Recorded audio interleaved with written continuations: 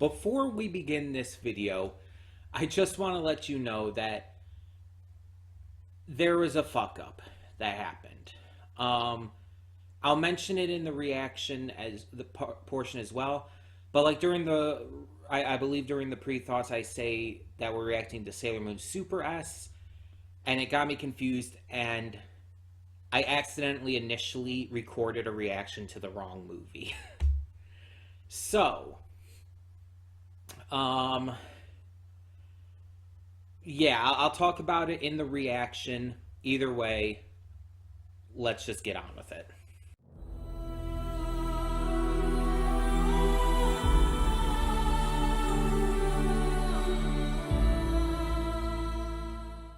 Hey everyone, welcome to Princess of Gay. I'm your host, Connie, and happy holidays. Today is the first of our holiday 2022 special. And one of the only things we're at this point doing pre-recordings for, due to just switching over to an unscheduled, schedule.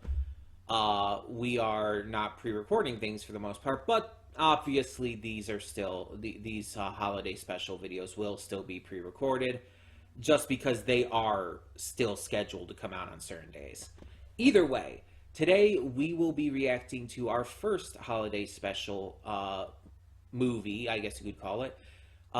It is still a movie. Sailor Moon Super S, the movie.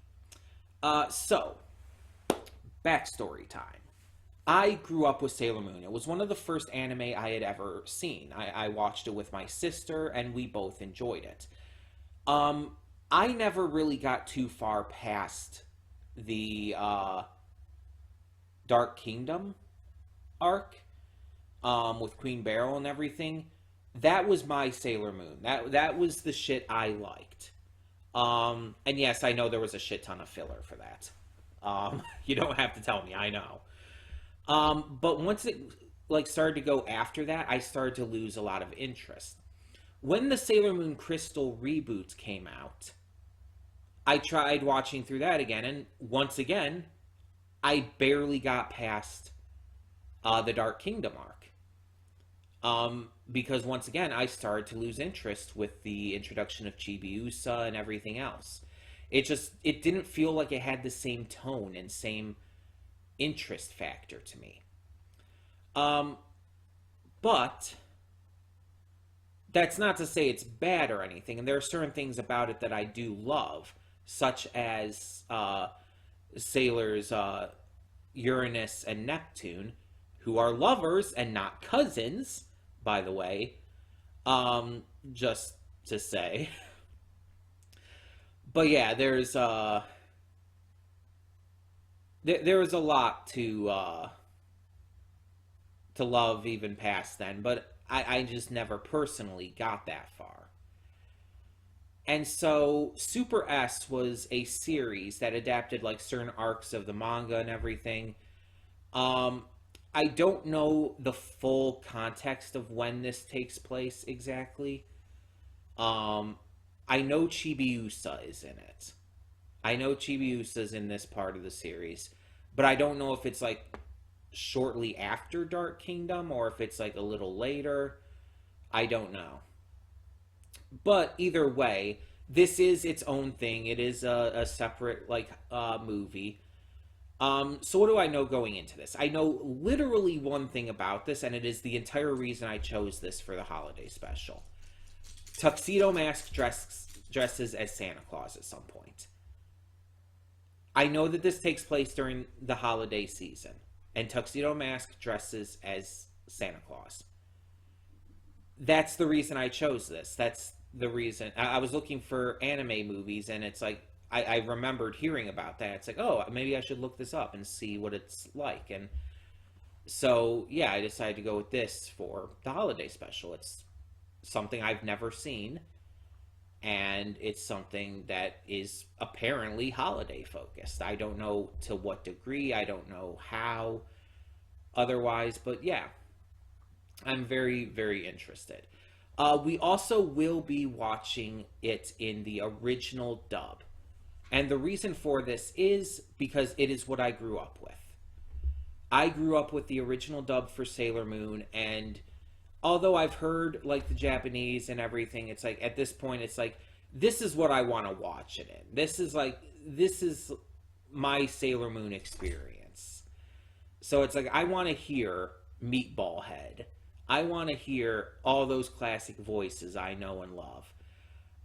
It's goofy, it's ridiculous, it's completely bonkers in the translation and localization stuff, but still, it's what I grew up with, it's what I know, it's what I want to hear it in. So, that all being said,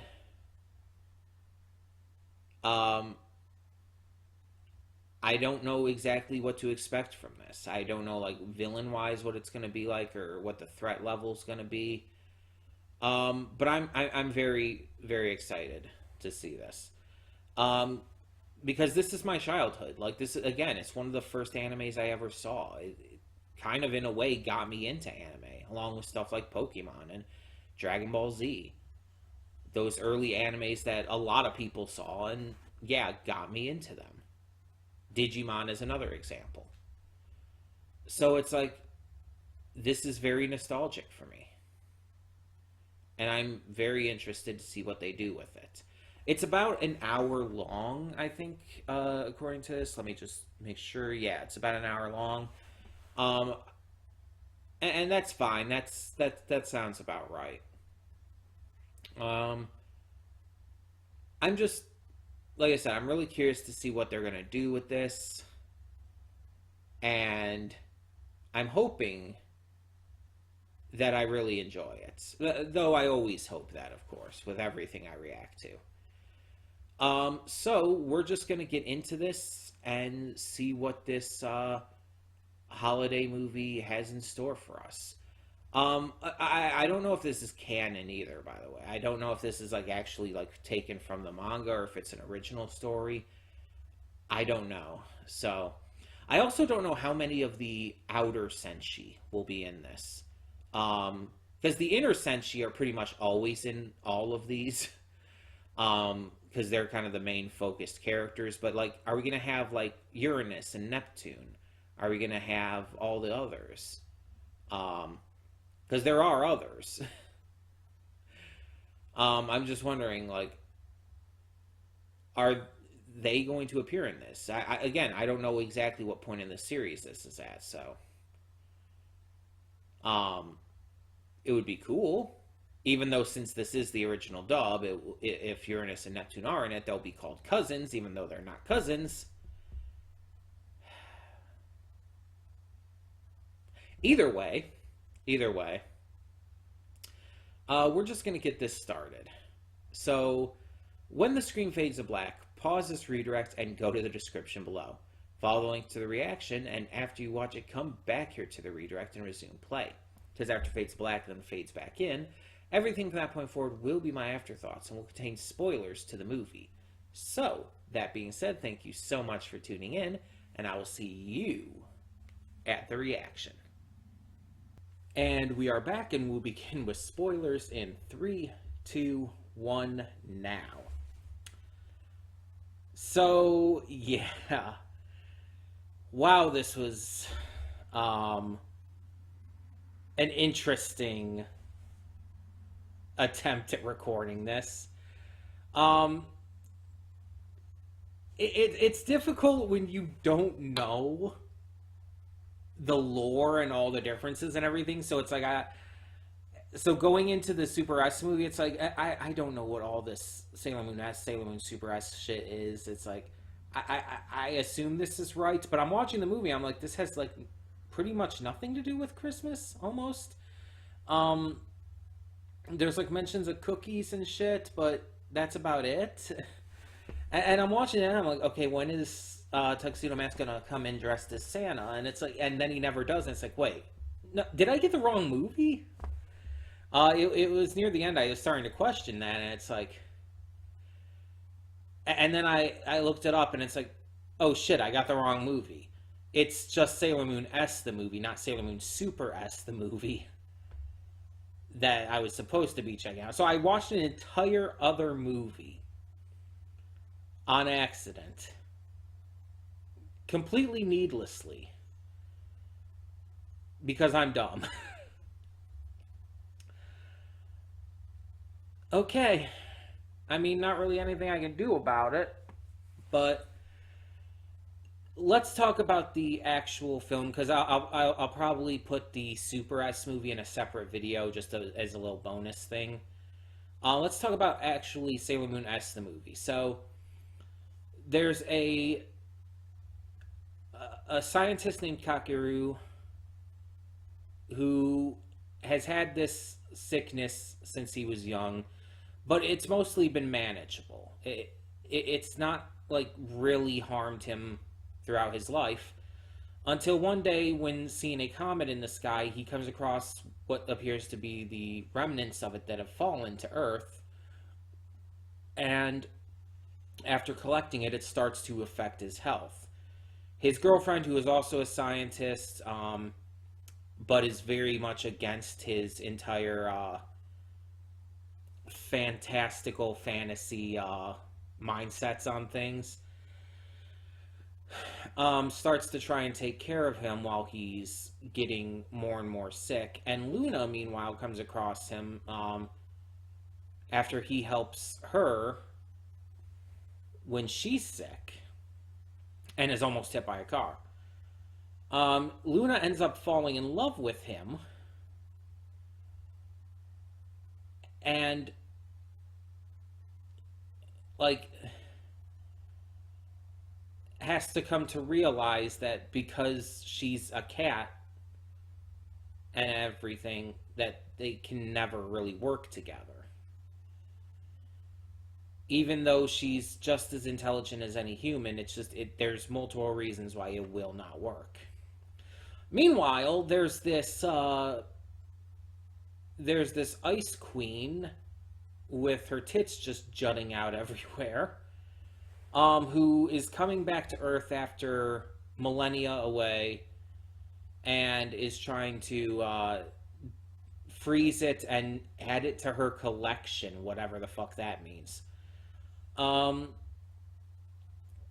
And last time she was there, she was stopped by the light of the silver crystal, and this time she ends up being stopped by it as well.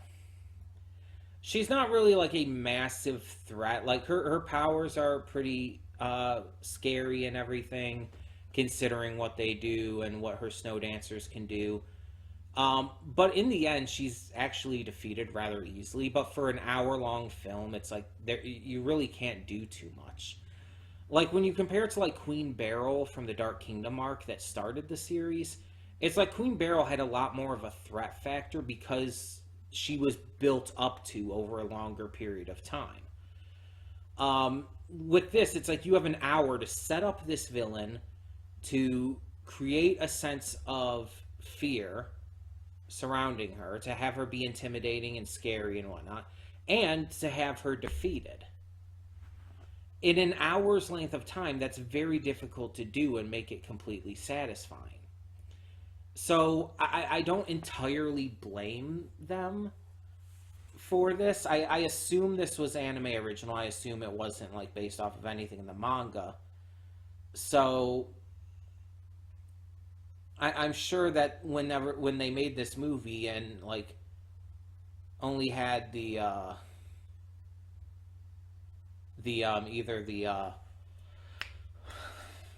the budget, I guess you could say. That's the word I was trying to think of. Either the budget or just the allowance for time for it to be an hour.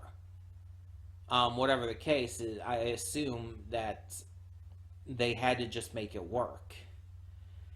And it works well enough. It's cute, it's sweet, it's nice enough. But yeah, the villain really leaves a lot to be desired. But honestly, from the little bit I've seen of other villains past where I got and everything, no one is able to stand up to Queen Beryl in terms of intimidation or presence or anything. So, yeah. Queen Beryl is the MVP of Sailor Moon villains, without question for me. And as I said in the reaction, the entire thing about Luna falling in love with him is still weird because she is a cat, and a normal cat by almost all accounts, with only like a couple things that separate that being, her intelligence and slight abilities. But that's it. Again, it's not like she's like humanoid in features or like um anthropomorphized or anything. It's nothing like that. She's a regular cat otherwise. But like I also said, the human level intelligence does help with that because that's one of the big notable things that you look for in terms of that kind of stuff with fictional characters. Because there's a lot of times where fictional characters won't be human, but will obviously be drawn to be attractive, whether they're alien or some kind of monster girl or whatever else. In some case, animalistic characters. Furries, if you will. And that's fine. There's nothing wrong with being attracted to characters like that or whatnot. And there's nothing wrong with having shits and giggles and making like smash or pass lists or whatnot. That's all perfectly fine. Because it's mostly just for the fun, anyways. But when you have like an in-universe like romance kind of angle going on there, it's a little more weird. It's a little more because for all intents and purposes, Luna is just a cat, and that's all he sees her as. Up until the end, of course. Now in her human form, it makes it a lot less weird. Even if that human form, or basically Sailor Scout form, is very temporary. It does make it a lot less weird. But keep in mind, it is still fake. It is still not her real form and not what she is the vast majority of the time. So, yeah. But at the end, we see that Luna and Artemis are still going to be together and everything. They're still soulmates. All of that's still good. But yeah. The visuals were pretty much what I expect. Like, in some cases, when an anime gets a movie, the visuals will be upgraded, but they really kind of weren't in this. They were what you would expect for Sailor Moon visuals. The soundtrack was a little different and a little off, but fine, I guess. The voice acting is the exact reason I decided to watch this in the original dub. It's so over the top silly that it's fantastic. It's just like, yeah, this is kind of what I expected. The obvious winter theming and everything, like directly having Tuxedo Mask dressed as Santa. It's like, yeah, this is a very wintry holiday time of year movie. It's not like super invested in having it be about the holiday season or whatnot. It's one of those movies that you could easily take away the holiday stuff and it would mostly be the same. Though it does work better during this time of year and all because of though just wintry imagery that's so prevalent in the film. So it works better with the Christmas stuff. But it wouldn't change too much to take it out either. If that makes any sense. But yeah, I enjoyed this. I thought it was very, very fun. It was stupid, obviously. It was ridiculous, but it was still fun. So, all of that being said, I apologize for the mix-up and everything, though obviously it affected me more than it affects you. And like I said, there will be a separate video for the Super S movie as well, because I'm not just going to have that recording be for nothing. I'm gonna at least put it up still. Um, Either way, thank you all so much for tuning in. Let me know your thoughts down below. And next time, next week, we will continue our 2022 holiday special with Mixed Nuts, a movie starring Steve Carell. Or Steve Martin, not Steve Carell. Wrong Steve. Steve Martin. And I don't know anything else about it besides that it's Steve Martin and it's a holiday movie. That's literally it.